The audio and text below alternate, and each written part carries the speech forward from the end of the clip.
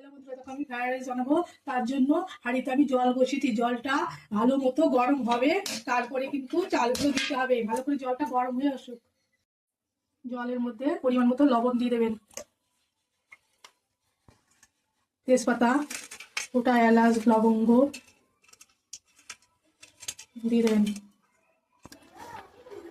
আর একটু সাদা তেল দিয়ে দেবেন, তাহলে ভাতটা সলসলা হবে। চালটা গরম হয়ে গেছে। দেখো ফ্রাইড রাইসের চালটা আমি 8 ঘন্টা আগে চালটা ভিজিয়ে রেখেছিলাম। আপনারাও ভিজে রাখবেন।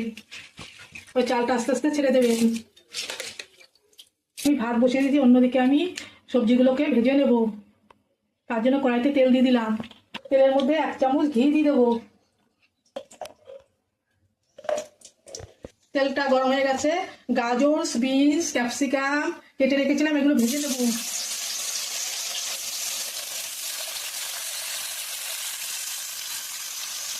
ভালো হয়ে গেছে, আমি নামিয়ে নিচ্ছি।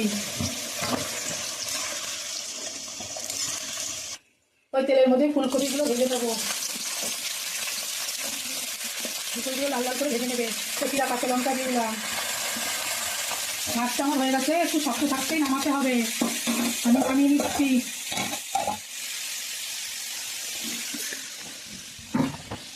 ঘুরিয়ে নেবেন। ফুলকপি ভাজতে ভাজতে এর মধ্যে দিয়ে দেবো কয়েকটা কড়াইশুঁটি আর মটরশুঁটি, পরিমাণ মতো কাজু আর কিশমিশ, এগুলোকে ওর সাথে ভেজে নেবো।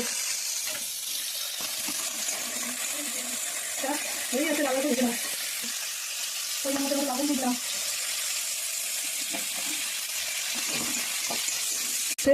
নামিয়ে নেবো।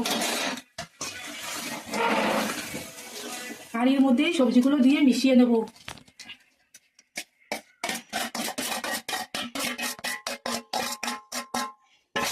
নাড়াচাড়া করে মিশিয়ে নিচ্ছি।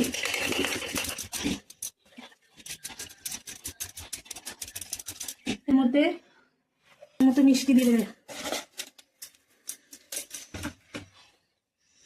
দিয়ে দেবে গোলমরিচের গুঁড়ো,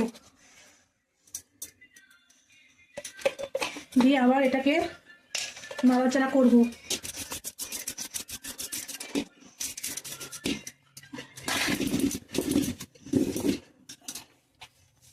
অল্প পরিমাণে লবণ দিয়ে দিলাম, লবণ দেওয়া ছিল, অল্প পরিমাণে দিয়ে দিলাম। ওর থেকে 2 চামচ ঘি দিয়ে দেবো।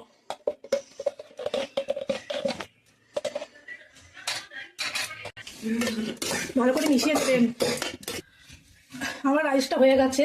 আপনাদের যদি এই রান্নাটি ভালো লাগে তাহলে একটা লাইক ও শেয়ার করে দেবেন, এবং এই রাইসটি আপনারা আলুর দম ও চিকেন কষার সাথেও খেতে পারেন, ভালো লাগবে। ধন্যবাদ।